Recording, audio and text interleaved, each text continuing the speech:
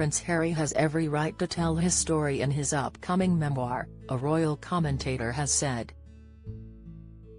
Natalie Oliveri said the Sussex's explosive Oprah Winfrey interview was very much the Meghan show.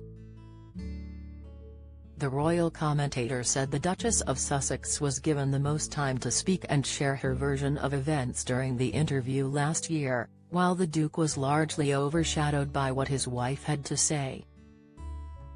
But Ms. Oliveri warned that Harry must tread carefully with his highly anticipated memoir, as she highlighted royal author Tina Brown's claim that the book might never be published as it would rule out the prospect of a future return to the royal fold.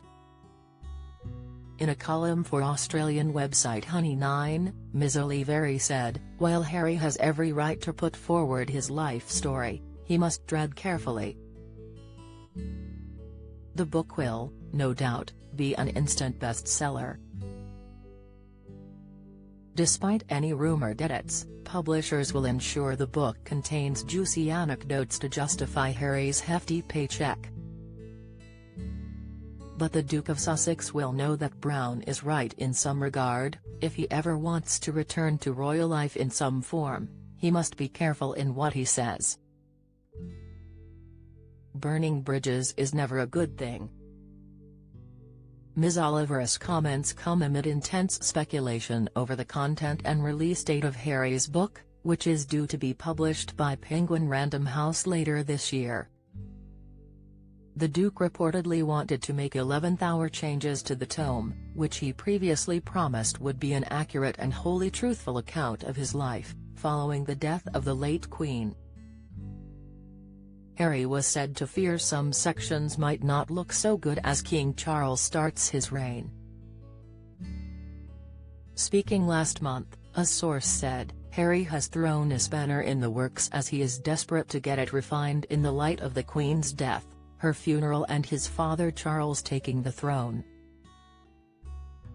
There may be things which might not look good if they come out so soon after the Queen's death and his dad becoming king.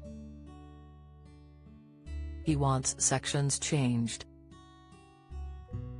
It's not a total rewrite by any means. He desperately wants to make changes. But it might be too late."